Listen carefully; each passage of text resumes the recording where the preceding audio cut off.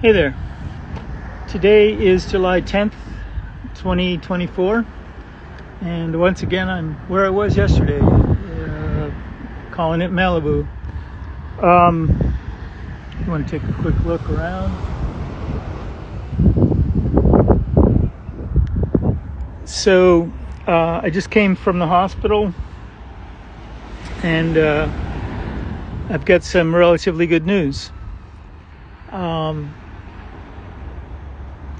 So today I had a CT scan at around noon, and then my surgical consultation, and then my oncology consultation follow-up.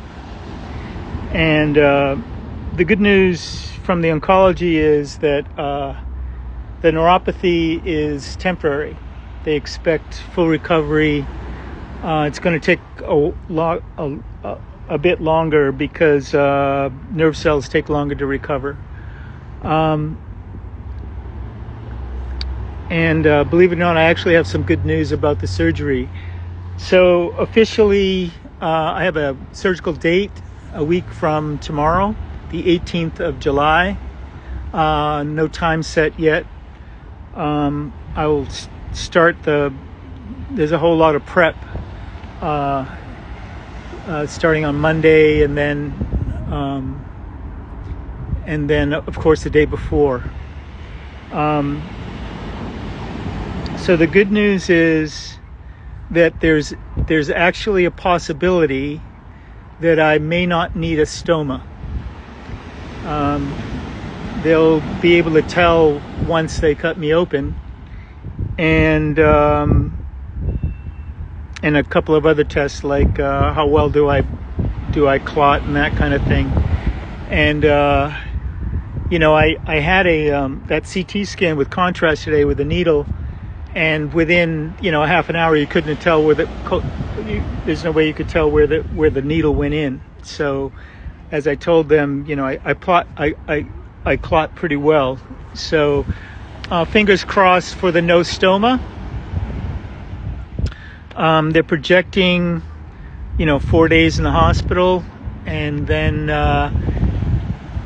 with me getting up as soon as possible. I mean, it's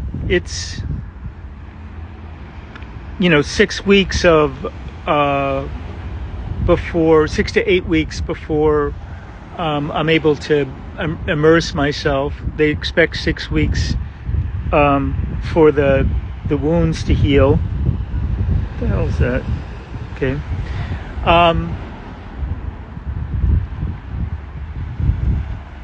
So that would be ideal. If it is with a stoma, once again, it's all about how well I heal and how soon they can reconnect me. It's going to be what's called a laparoscopic or something like that. It's with just a couple of holes in me instead of ripping me wide open. And another good thing is that the most experienced colorectal surgeon is going to perform the operation 2 days before he leaves for good. So I'm in good hands. I feel confident. I feel much more optimistic about going down this path. I feel very blessed that we're still talking about a cure through the surgery. And the oncologist and I had a really good conversation, and last thing he said to me is I think, compared to all the other patients I see that are 66 years old, that you have the probably the best chances of outcomes here. So I just wanted to jump on here and post this as a follow-up to the piece I did yesterday, and for all those that are wondering, how soon.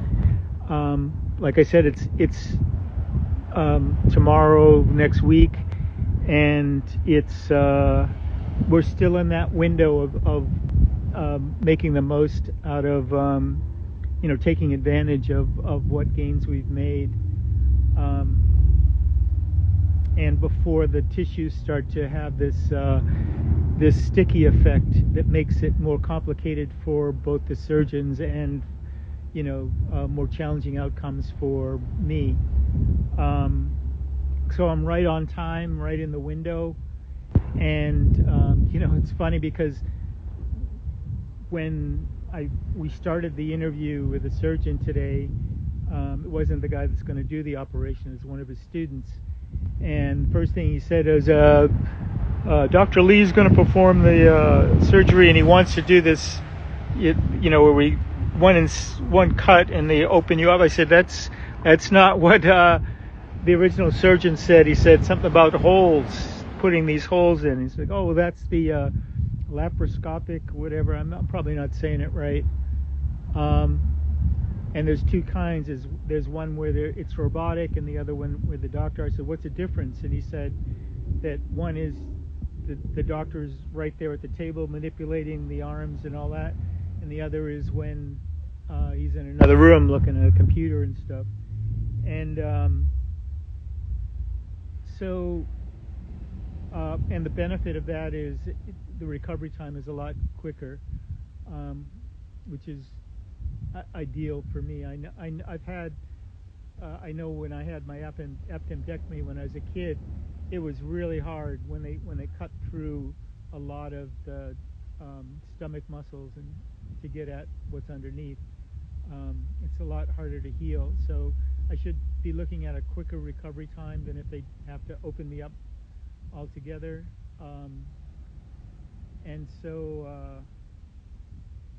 yeah, I've got a week roughly to prepare mentally and spiritually. And once again, I feel very fortunate to be looking at a cure, because the oncologist and I did most of the talking in that interview, but one of the things that we discussed was that there isn't a whole lot of other there's without the surgery there's nothing else really, more of the same in terms of chemo, and I told him straight up, if I had it to do all over again, I would never have done the chemo, because it was 3.5 months of hell for not a lot of payback, payoff. And I hope they retire that drug as soon as possible, because it's poison, and it's there's got to be a better solution than what they gave me. So anyway, that's pretty much the story. I'm gonna, the next couple of days, I'm gonna do as much of absolutely nothing that I possibly can. One thing I found really humorous is, I've spent, based on the information, that sugar feeds cancer. I pretty much did my best to stop eating carbohydrates and white foods a year and a half ago, and only recently, eating popcorn, some of my popcorn at the gathering, and occasionally a little bit of rice, and feeling guilty as fuck for doing so. So, but it turns out that after the surgery, no fruit,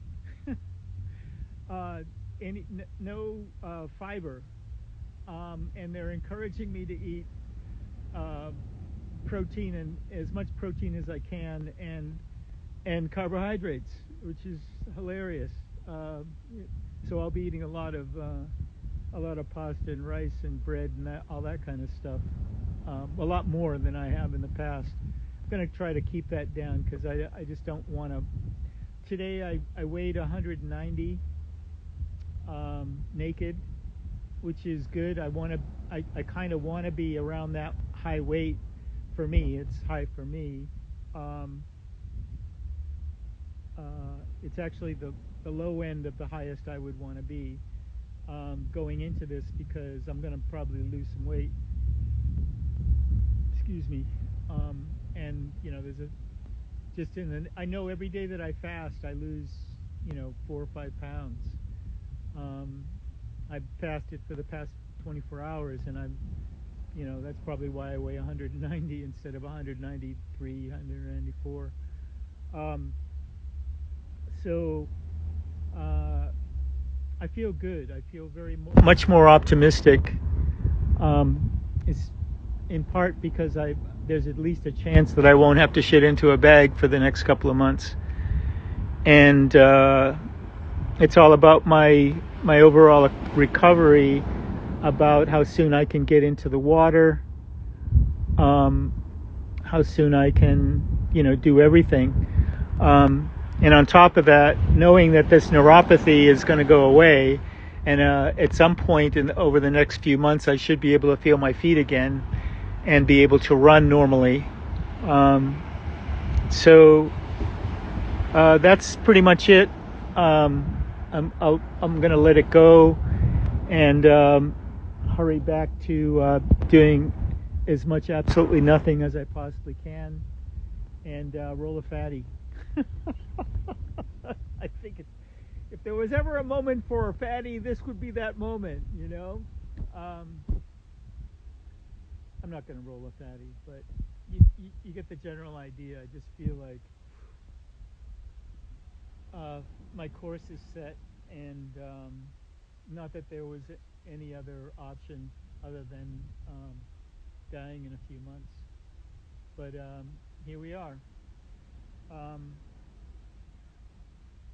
not going to, I don't want to make light of any of this. I mean, there are definite risks to this operation.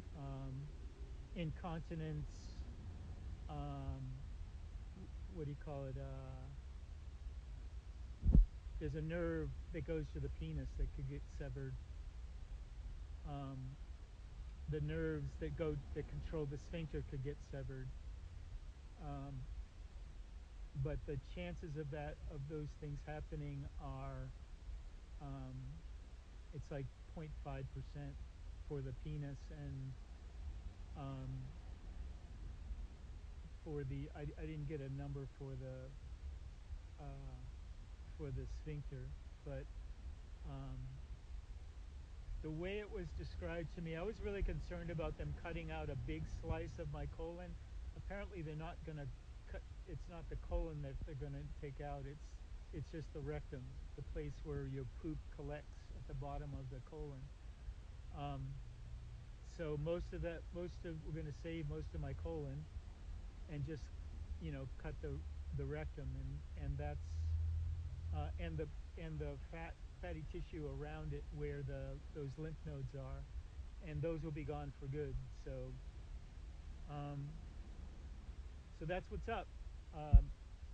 Stay tuned. I'll probably post another one of these before the surgery, and keep you up to date. So thanks for paying attention. Thanks for all the wonderful support. I really feel like there's a lot of people praying for me, and sending me good thoughts and whatnot. I got just the response this morning. I looked, and there were 500 views to the video I shot yesterday, and 300 accounts. So that means that people watched it. It helps that I kept it brief. I think it was only 11 minutes, so I want to keep this one short as well. So we're going to leave it there. And once again,